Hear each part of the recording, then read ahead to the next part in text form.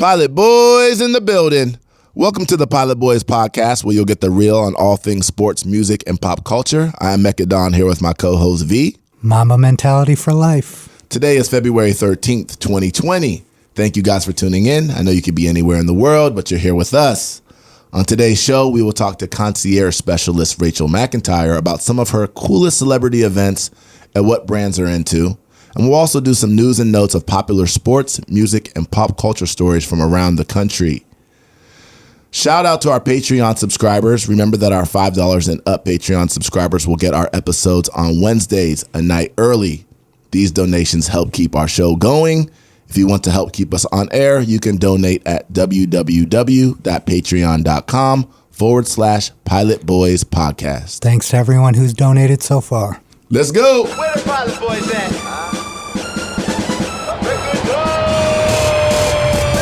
Pilot Boys, we get on up. We don't fly, boys, we get up. So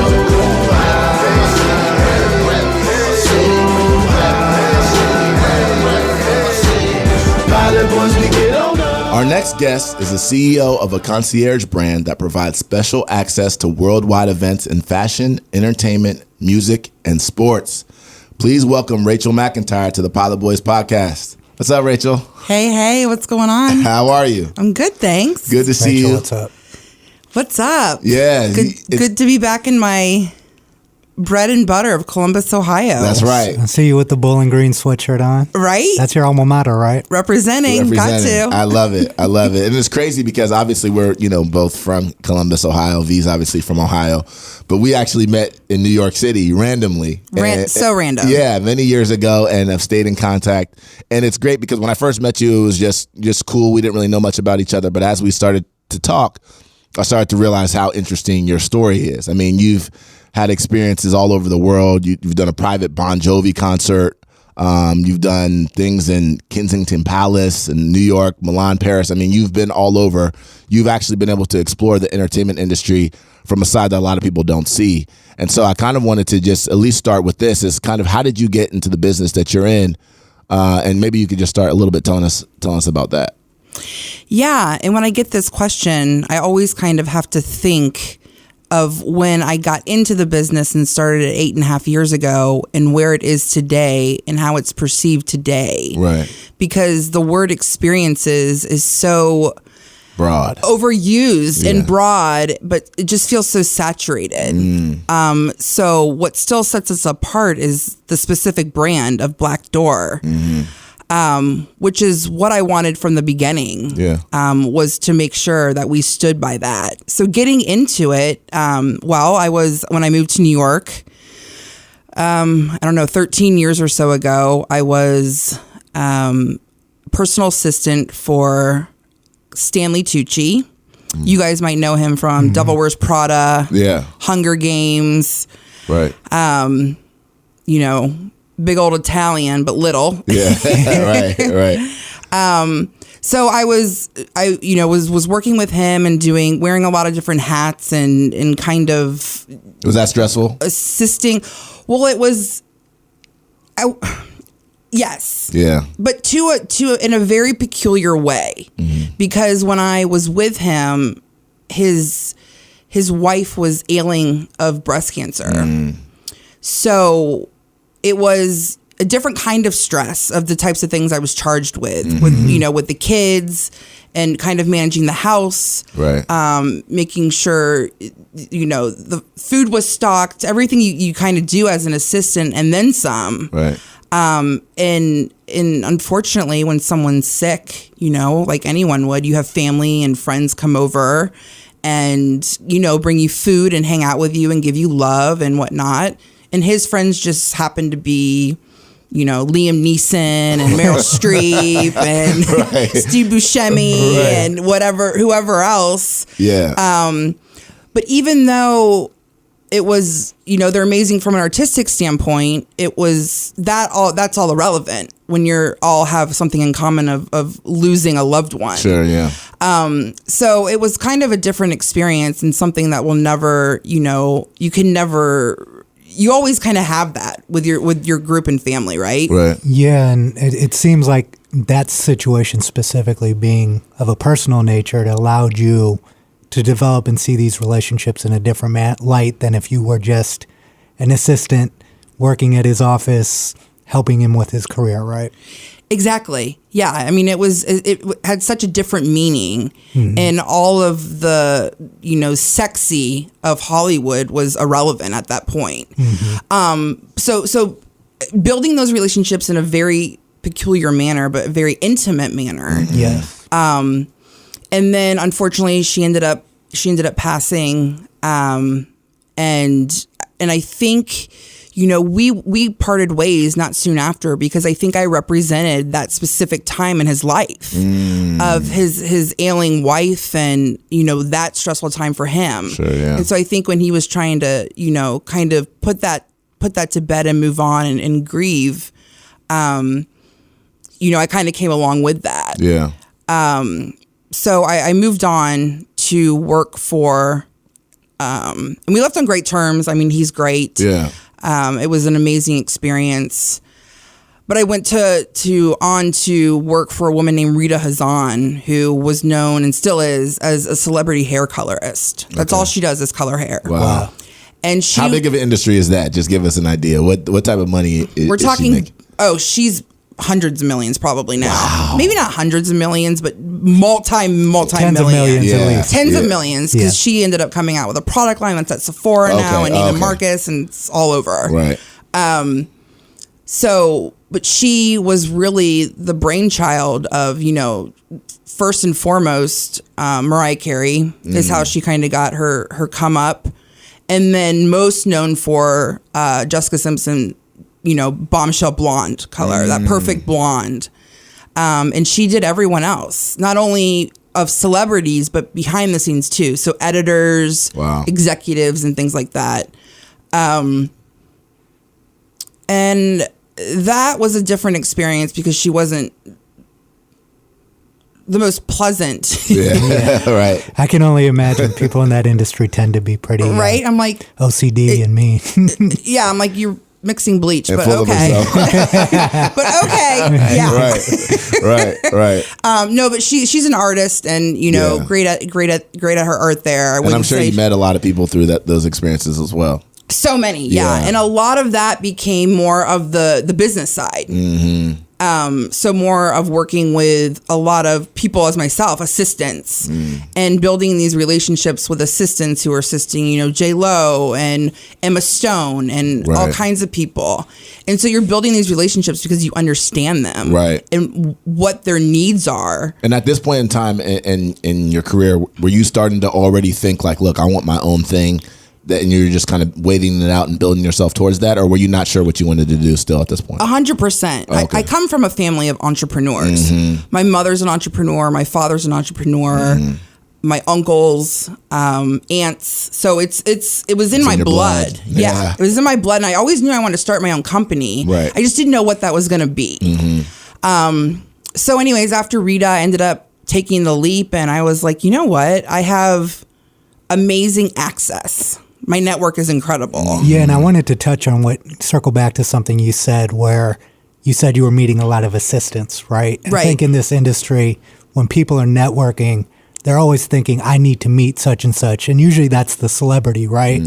But when you're in that industry, you realize it's more important to build relationships with the people around them versus the actual celebrity, because that's who is doing a lot of the planning and work, right? Exactly, 100%. And someone that understands what you're going through, because you're in the same job, you're in the same position. Right. So you kind of have like an underlying already a love and an understanding for each other. And you just want to help them to be successful. And, they're the only ones you can kind of talk to because you're under NDAs, and it's everything's hush hush and personal, and you don't want to be sued ever. And plus, that's just not my MO. So you can't, go talking about that at the bar later on, really, with your friends and whatnot. Right. So going from there, and I was like, I have the access. Clients have the means, meaning money.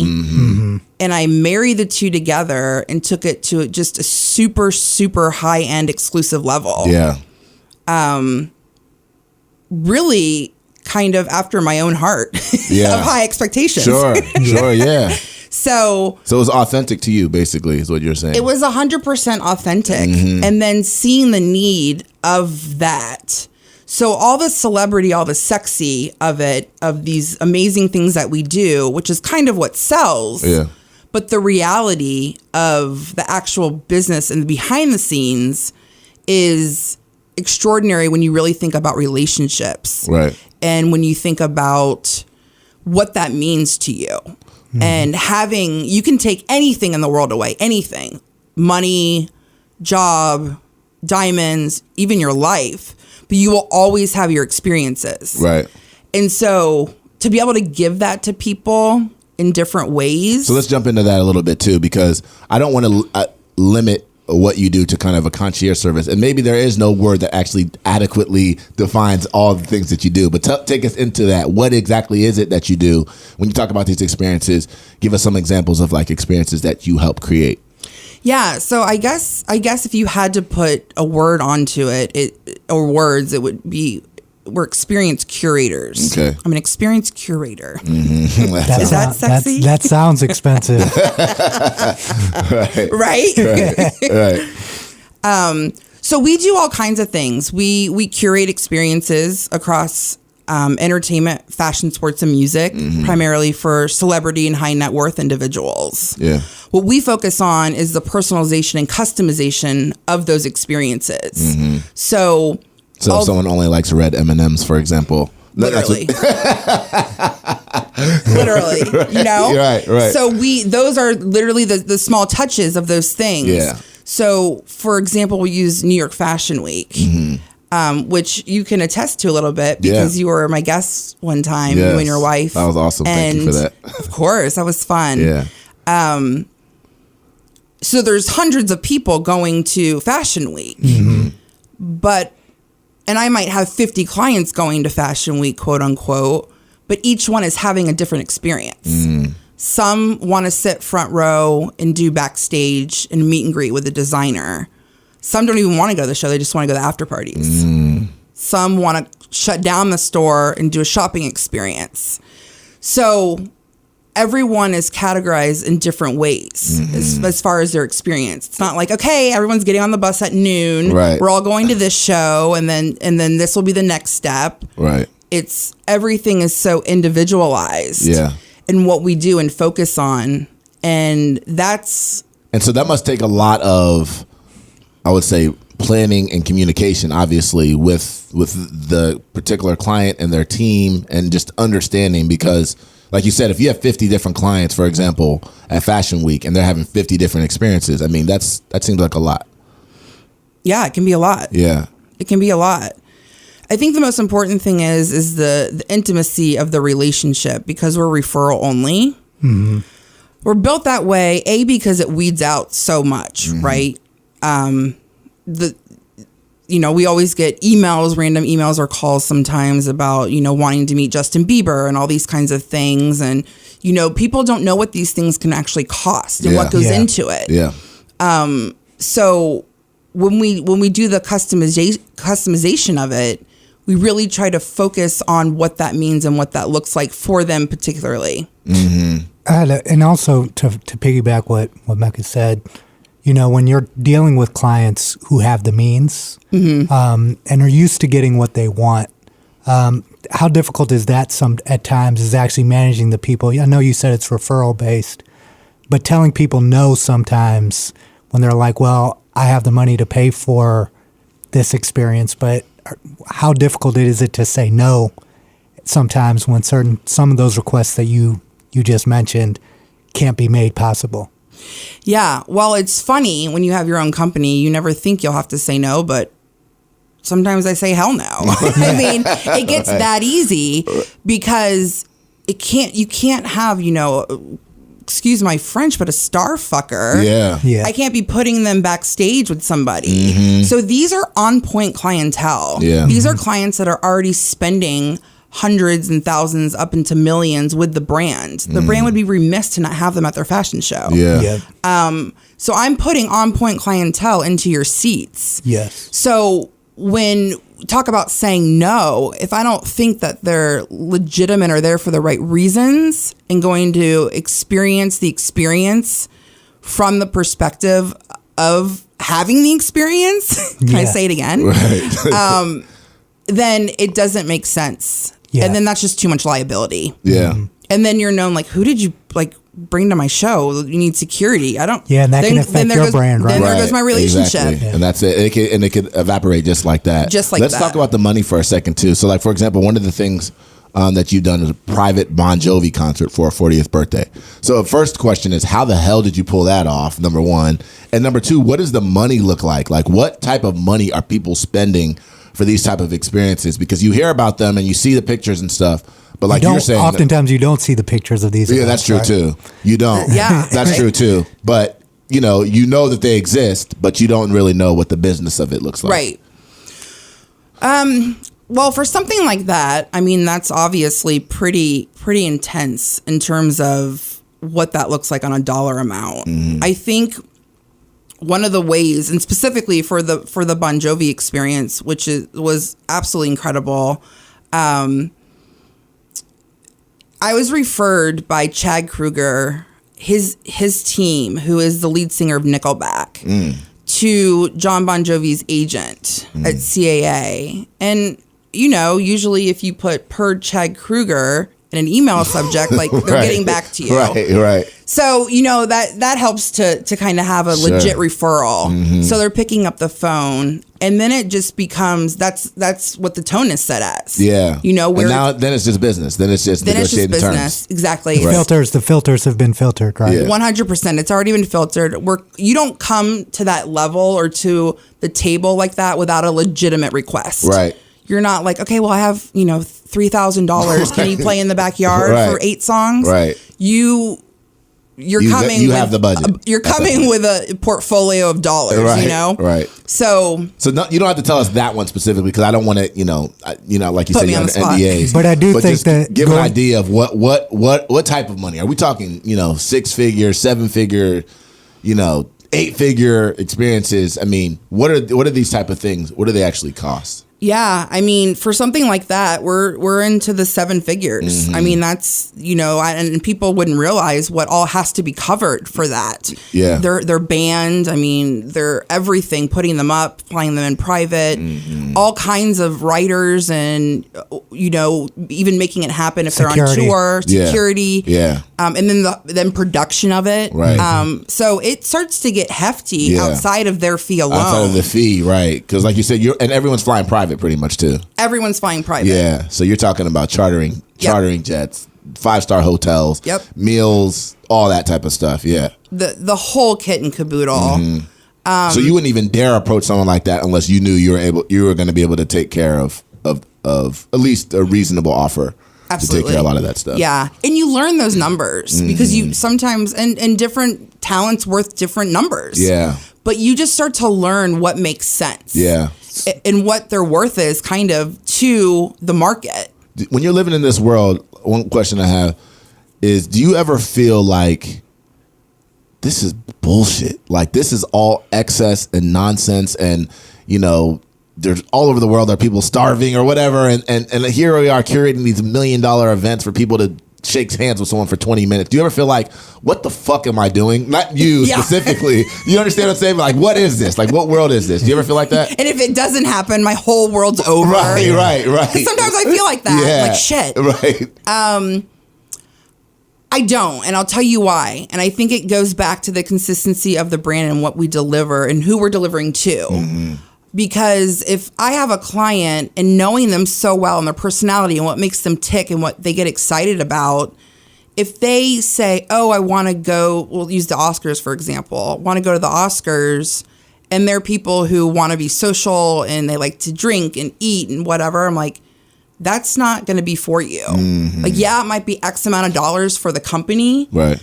But why do I want to put a client in a situation where they've spent a lot of money doing that if they're not going to enjoy it and it's just going to come back in a bad way? So a lot of it is about that intimate relationship and honesty and transparency. Right. So to your point, when we're putting them, or when they're having those experiences, it goes back to one of the things we talked about earlier. You can't just say yes to everything. So if I don't think it's going to be a success and a personality fit and they're going to enjoy themselves, I'm going to say, no, I'm not going to curate that for you. Right.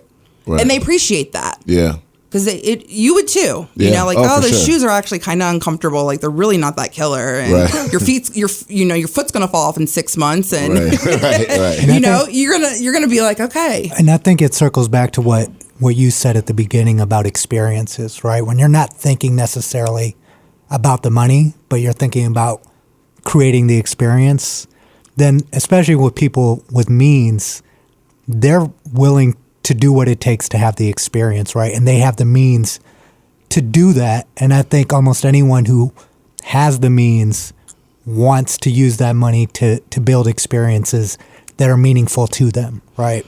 Absolutely. And that's just what it is. And that's what I was touching on earlier. Behind the sexy is the actual essence of the experience. Because you have, you know, mothers and daughters, you have, you know, adult children now doing things for their parents that their parents could never afford or do, and they're giving that back to them as adult children because they're successful. And to see that, or to see a husband and wife reconnect over the Grammys or something like that, it does sound, you know, when you say it, the sexy part of it, it does sound like, so like, okay, we have real world problems. But when you're looking at it from that perspective of the individual person in the relationship, and everything is an experience in life. Some people do funerals.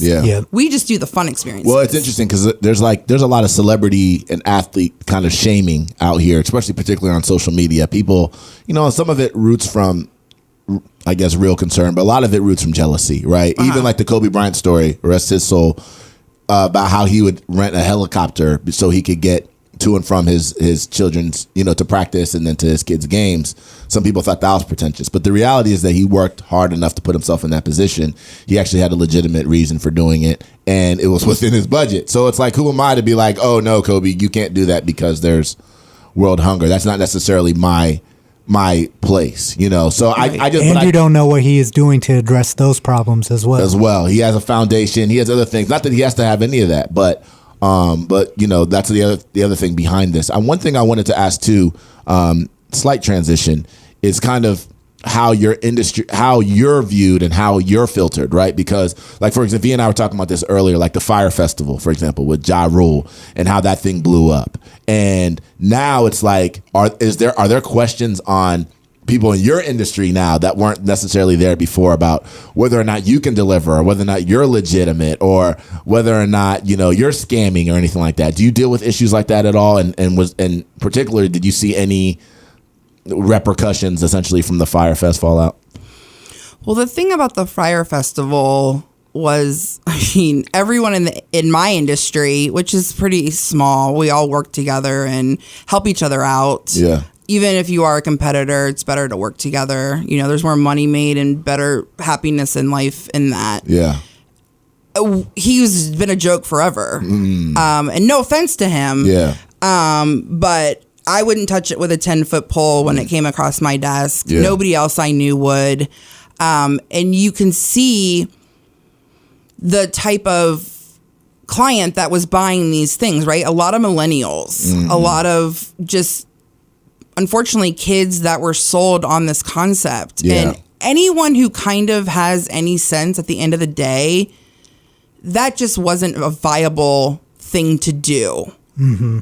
It just wasn't. Yeah. It really... The problem was that they got so many celebrities involved, people that these kids, like you said, the millennials are looking to and trusting when they're posting the orange blackout or whatever it is on their social media. They have commercials with Kendall Jenner. It's hard to filter out that type of stuff. Again, I mean, if you're not experienced, like for you, you're an experienced person, so you probably know what to look for. But for them, that's true. And you can... First of all, I always tell people you should never, ever, ever buy anything like that online unless it's coming from a true trusted source. So when you see things on, you know, yourvip.com or whatever, you know, $25,000 to Vanity Fair. It's like, that is not legit. You should never spend your money doing that ever. And everyone should know that, right? Because where it does come back to us is things like Craigslist and people who are faking to sell that access when we're actually working directly with the brand to do that, and to curate those experiences. So we get some questions and things just about how the process works more so. Right. We work directly with each brand or talent directly. We don't use a third party or pay off anyone.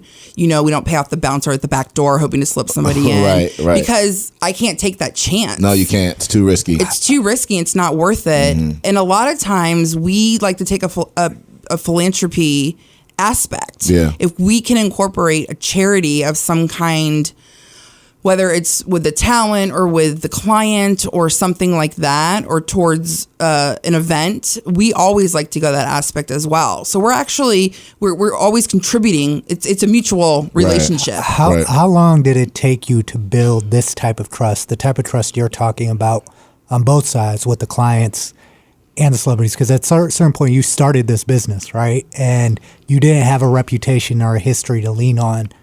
What steps would you tell people who want to get into a business like this to take to build that trust and be trustworthy on both sides of the fence? Right. Yeah, that's a good question.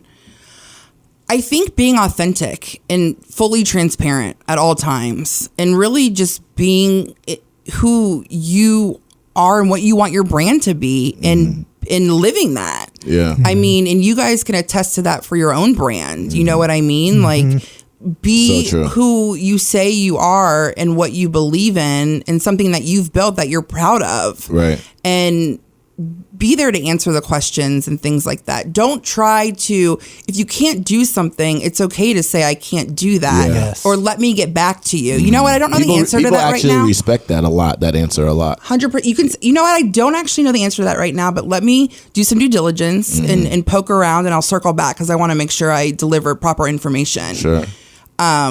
Which, wouldn't you rather have that than somebody 100%, yeah. And sometimes you got, just for conversation's sake, you maybe, keep certain things closer to the vest. But Right. at the end of the day, I think it's just about being confident in what you're building. Yeah. You know what I mean? And keeping true to yourself and not getting away from that.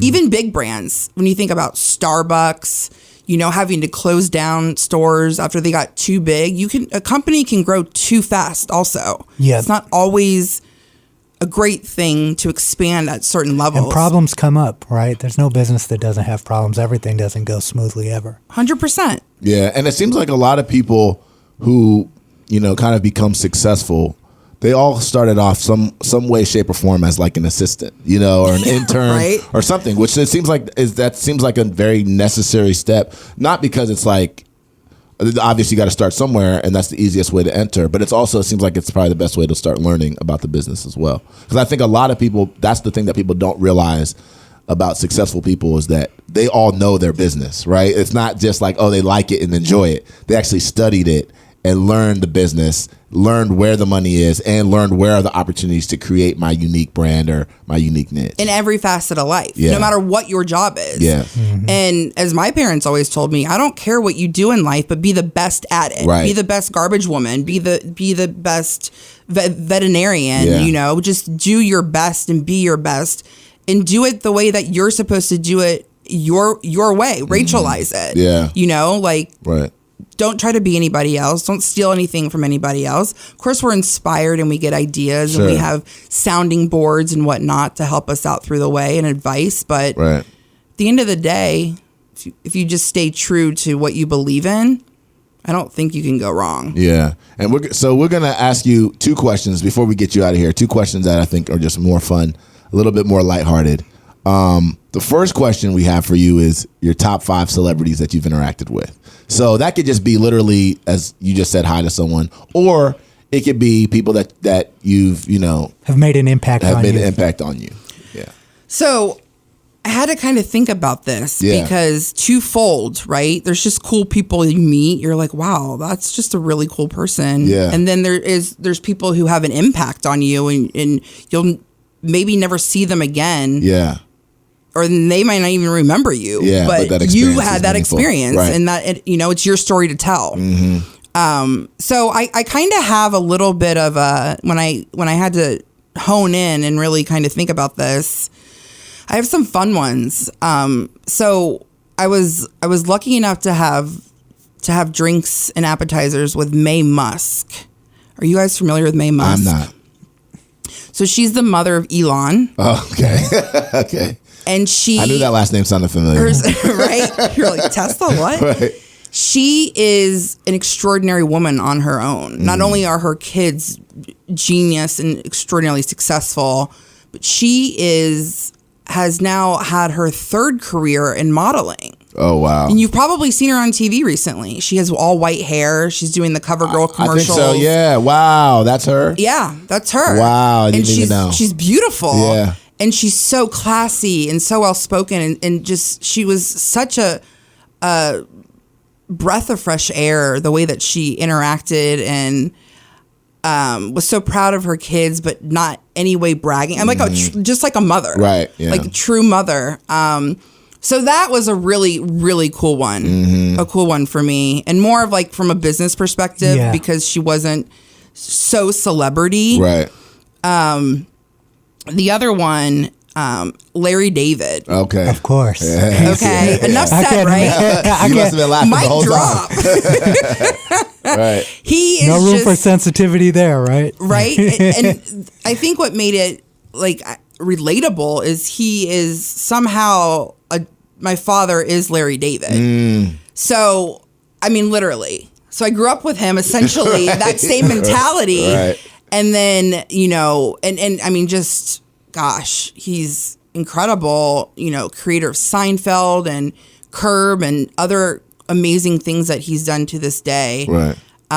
So that was a really good one. John Bon Jovi, which was interesting because when you kind of meet these people and see them in their element, Seems like he's a really genuine guy. right? He's so nice and cool, but the best thing was like after this concert that we did, this private show, and I've been to many shows since, I'm like, you're like just really damn good at your job. Like you get it. Right. You get why he's a heartthrob. You get why, why women and even men are, lusting for him. Because it's not just about the music, it's also about the experience. And that's the thing that a lot of the top artists understand. They're creating an experience for someone. Absolutely. Yeah. And at that point, you're just like, it's just like an actor. You're just so good at your job. 100%. Yes. And then can step off stage and like just be cordial and be genuine, right? and talk about, like what's on the food services or something. Right. So that was a really, That's kind of how we view at Ohio State, how we view Archie Griffin, right? yeah, exactly. That's a good one. Were you guys hoping I was going to say someone particular? No. Larry David was a great one for me. And then I'm still in awe of him. And this is crazy because this came full circle, which was like one of those moments that you have in life that you don't know until it's happening. Dave Grohl. Dave Grohl, lead singer of Foo Fighters, is just, to me, next level genius. So full circle, it was, I 16 years old, I begged my parents to let me go down to Cincinnati at this bar called The Basement to go see this band called Foo Fighters.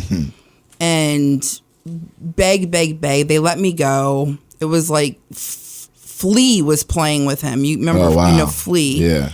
At the time, and we went, and it was the best experience of my life. 16 years old. It was me and six friends, and we went. We were like in a sweaty mob pit and everything. And then fast forward, I'm standing side stage with clients, watching Dave Grohl play and doing meet and greets, and it was just like, wow. Yeah. That had to have been like Full circle moment. Yeah. Right? And out of anyone in the world, like, what are the chances that it just happens to be him? Right. So they're all meaningful to me in different ways. Yeah. And of course, I work with and have met so many along the way. But for me, I really geek out about like the behind the scenes people. Yeah. Me too. Yeah, right. They're the ones that like actually make stuff happen. Right. So I'm kind of into all of that. You know, CEOs and those types of people more so than said celebrities. Of course, they're always wonderful, but usually it's just to get them from point A to B or whatever it is. Right.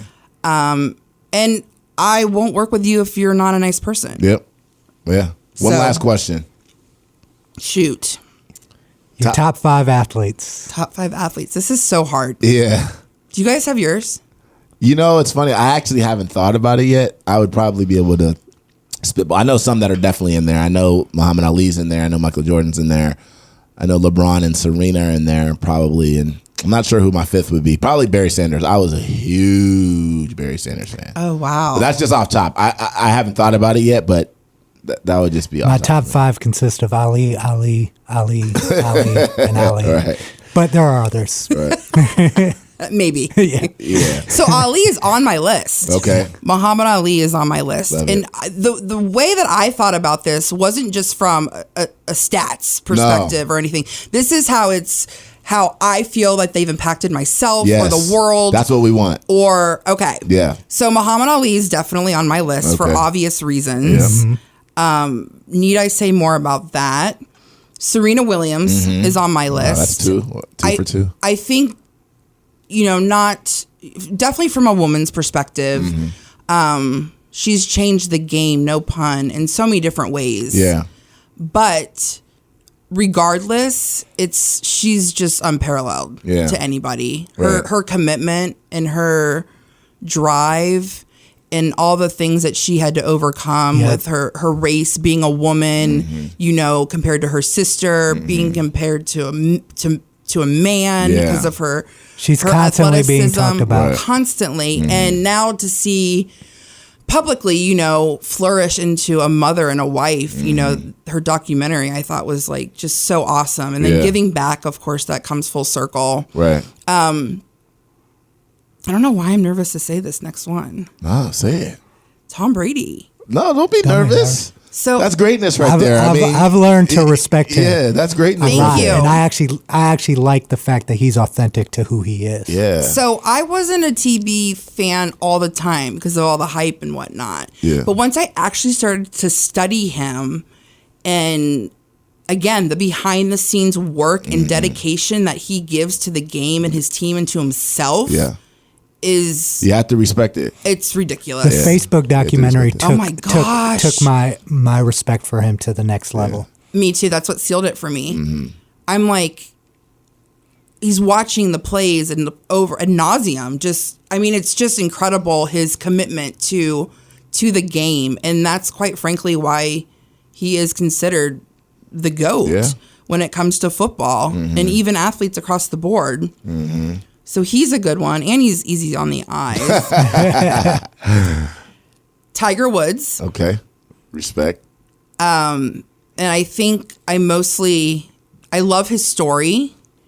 I think he's obviously comes from a lot of pain. But that commitment and could be borderline child abuse, I think. Yeah. To a certain extent. A lot of he's the model for helicopter parenting gone wrong, right? From a personal standpoint. Right. But anytime someone has an amazing comeback, and not just from a press perspective of, all the things that he did between the sheets, but also his surgeries and his injuries and addiction and all of those things. Right. He's a redemption story. You can't not be happy for the guy. Yeah. And regardless, he's a killer golfer. Right.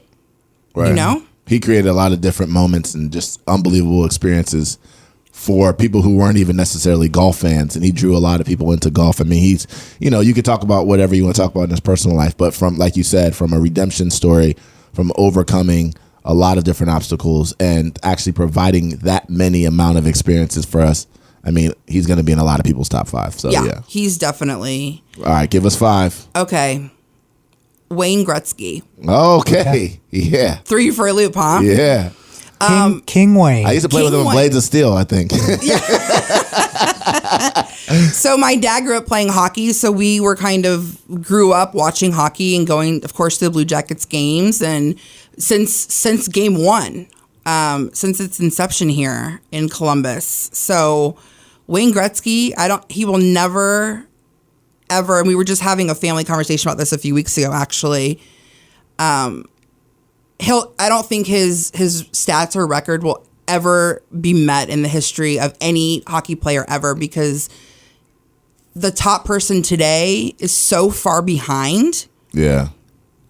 In terms of goals and assists and all of that. He's like the Michael Jordan of ice hockey. It's just ridiculous. Yeah. And the thing about Wayne Gretzky that's interesting is, like you said, is hockey isn't the most popular sport in America, but I've gotten to go, and I'm not the biggest hockey fan. I pay attention at the fringes, but I got the opportunity to go to a couple hockey games. And when you realize how good of an athlete you have to be a hockey player, and the fact that he was better than all of the other hockey players is pretty amazing. Last thing we're going to ask you, and we'll let you out of here on this.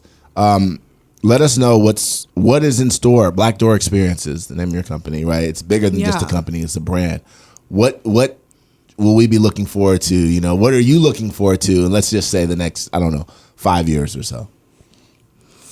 That's such a good question, and I think about that every day. Yeah. What's next? Do you?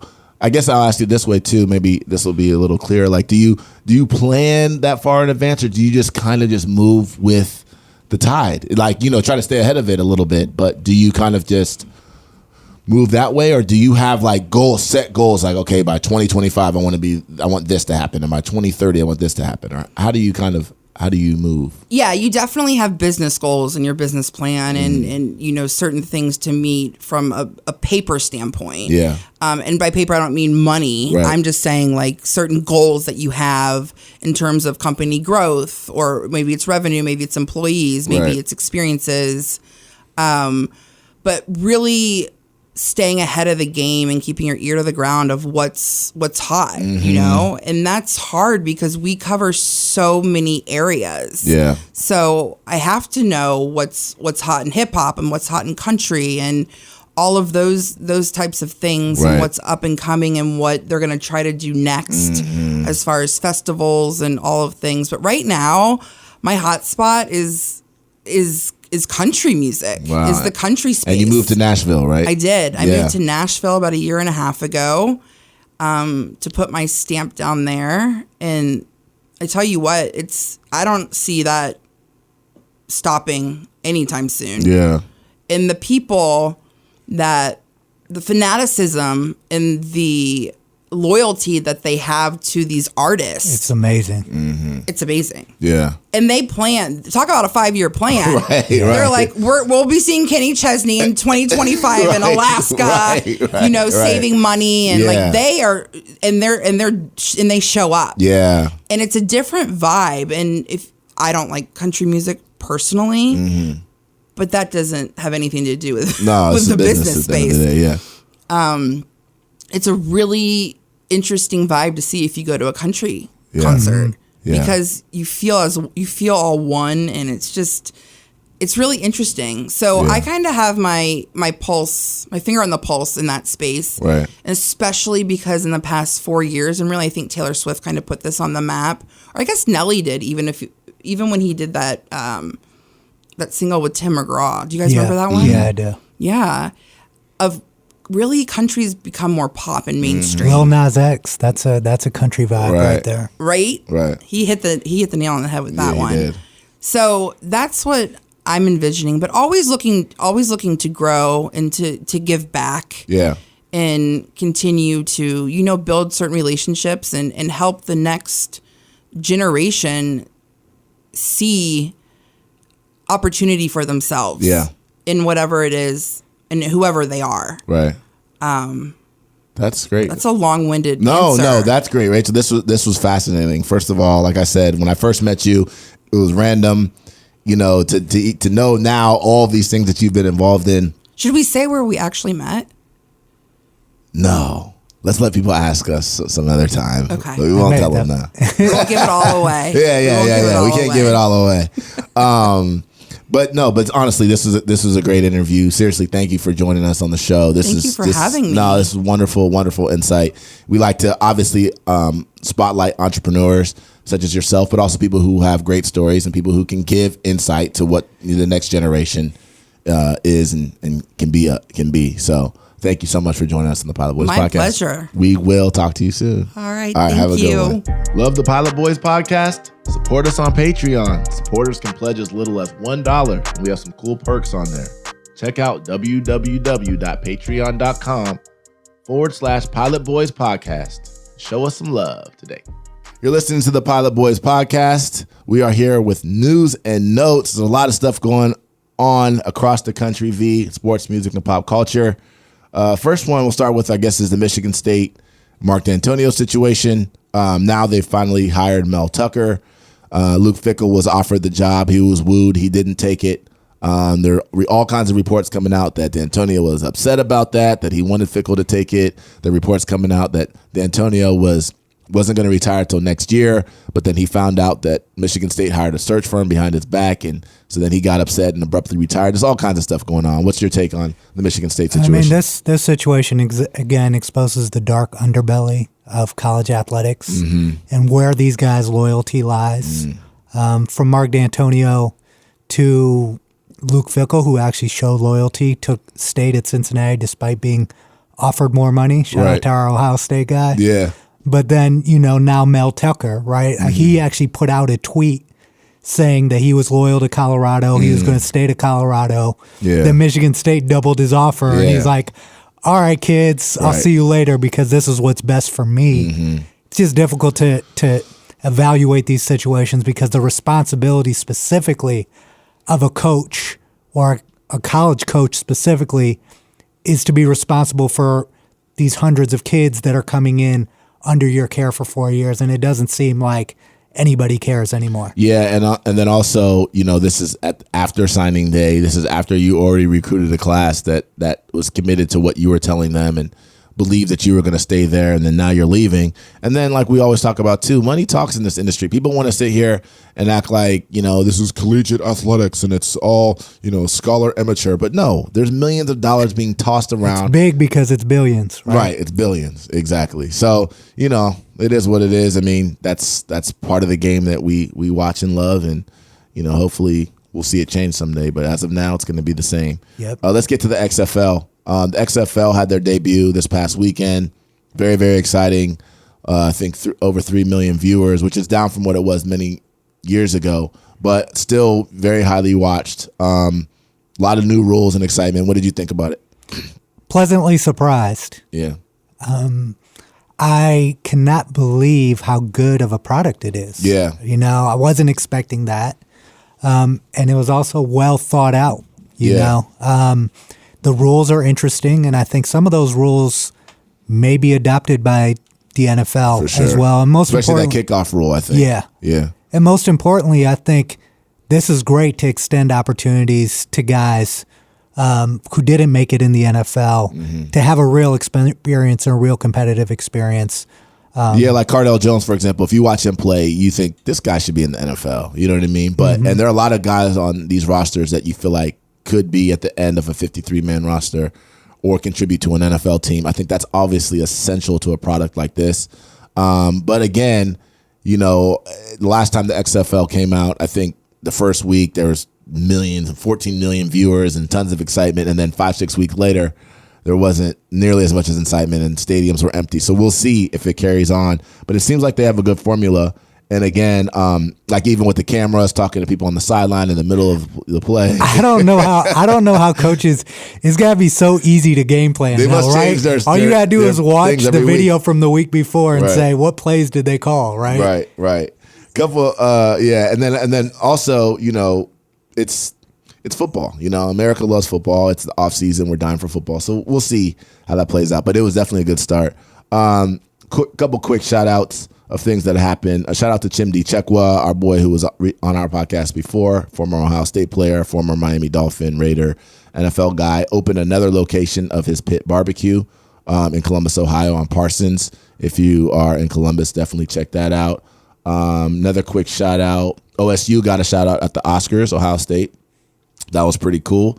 I also want to talk about Phillip Rivers and Tom Brady. You know, Phillip Rivers basically essentially and the Chargers are parting ways, which seems like the end of the longest relationship that we've probably seen in sports in a long time. Outside of Tom Brady and Eli Manning, you've got Phillip Rivers. Yeah, Phillip Rivers. So where do you think he ends up?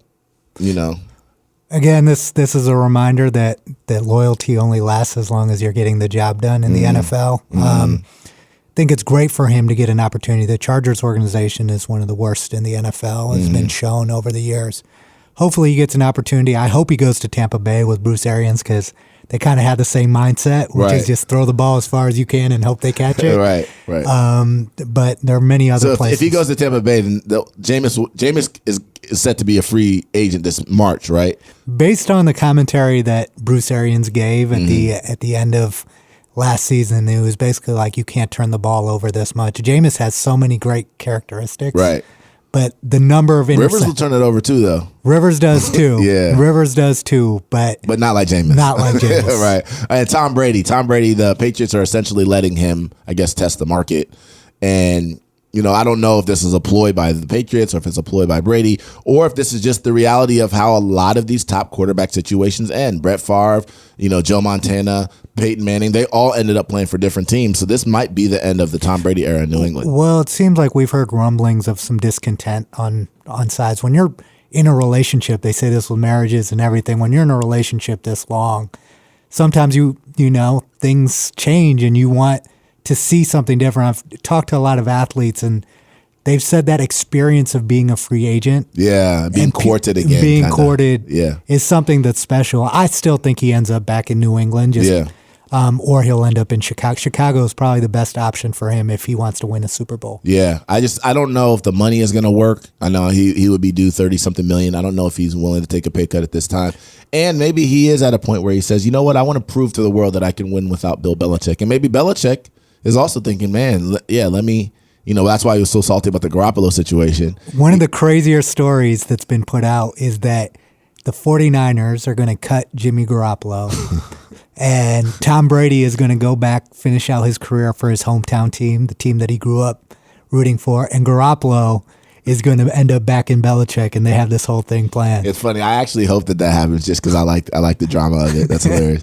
Another quick thing in football, Myles Garrett reinstated. Good to see that. That's not necessarily a surprise, but it's good to see that. I'm still waiting for the Mason Rudolph suspension, though. I know, right?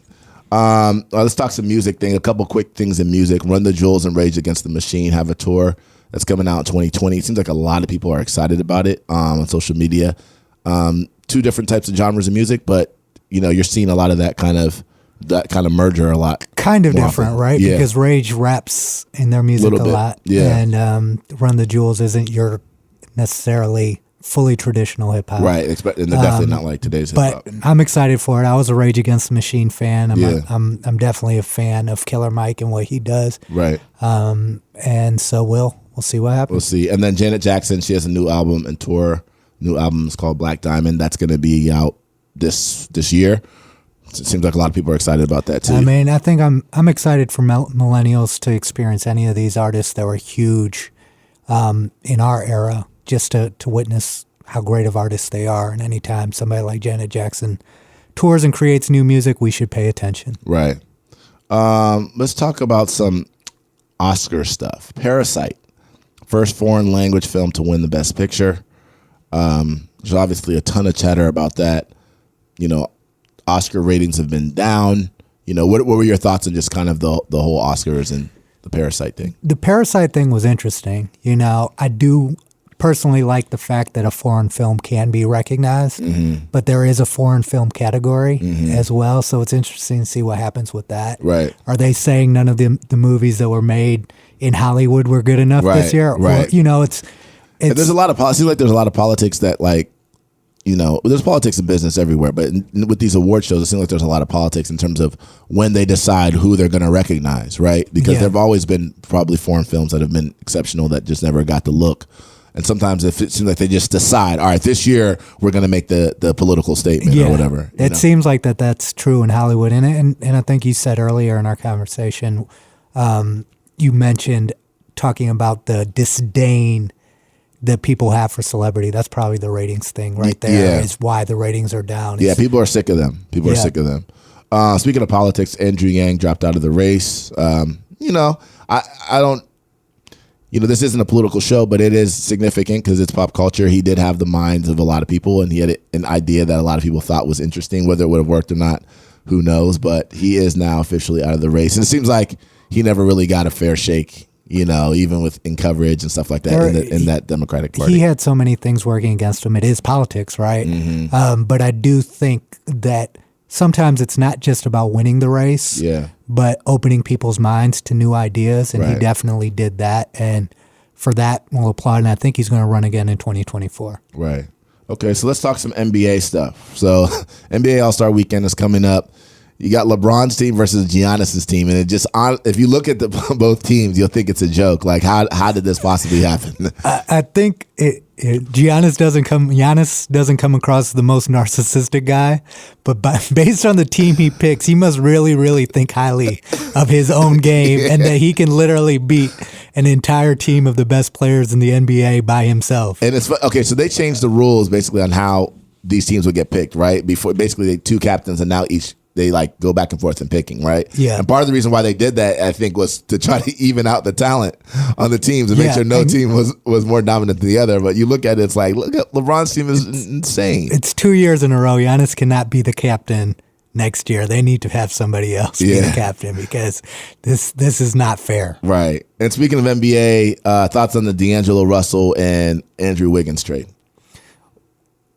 I like both players. I don't understand. I feel like media decides to criticize certain people, and a lot of times they haven't played the game. Right. Andrew Wiggins averages 22 points a game. Mm-hmm. But if you listen to mainstream media talk about him, it's like he's the worst player that's ever played in the NBA, and he doesn't move the needle. Yeah, he hasn't reached his full potential, but sometimes I feel like media picks these sides and tries to move the needle by being just mean for no reason. Right, exactly.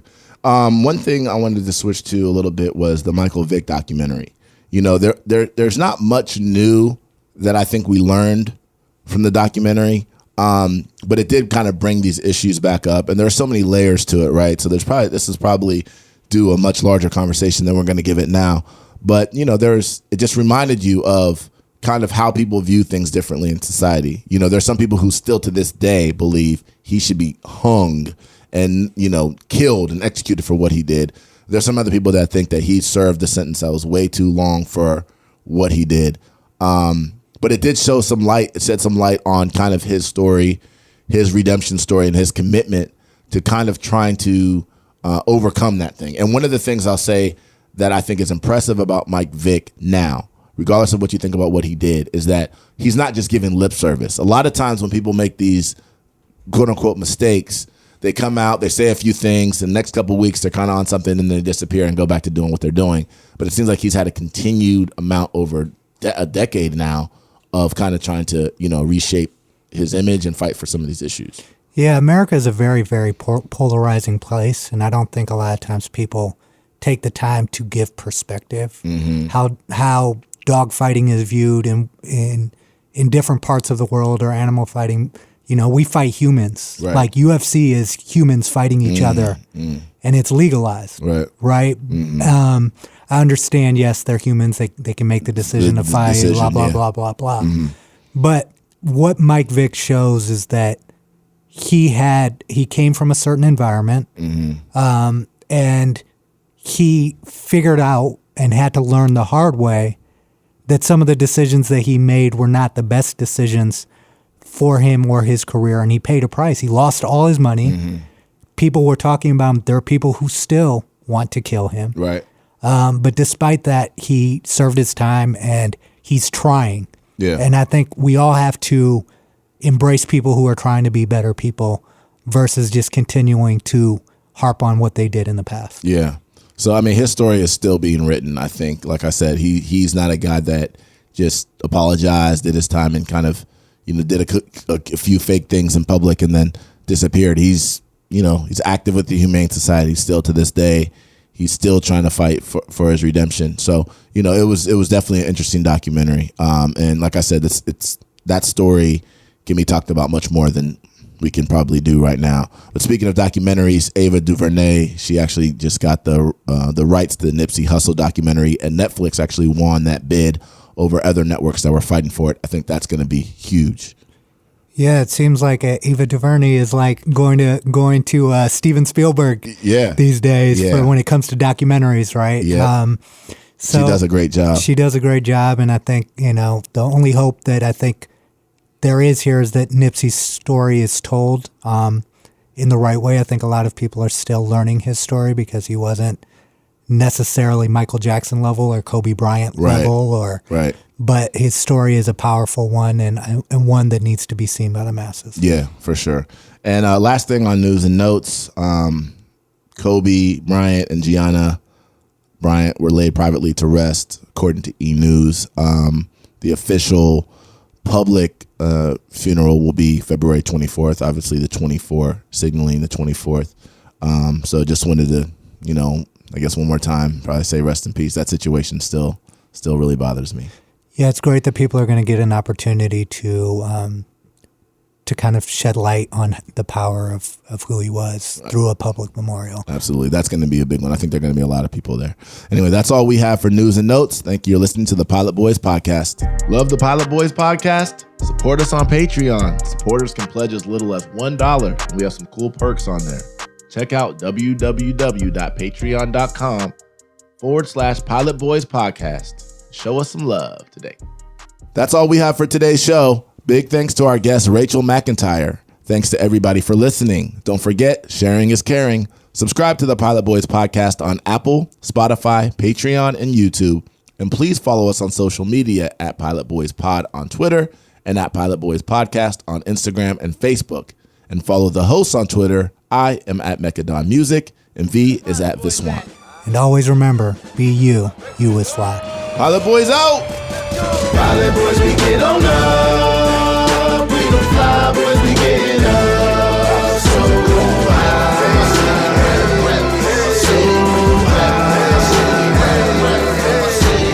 Pilot boys, we get on up. We don't fly, boys, we get up. You're listening to the Pilot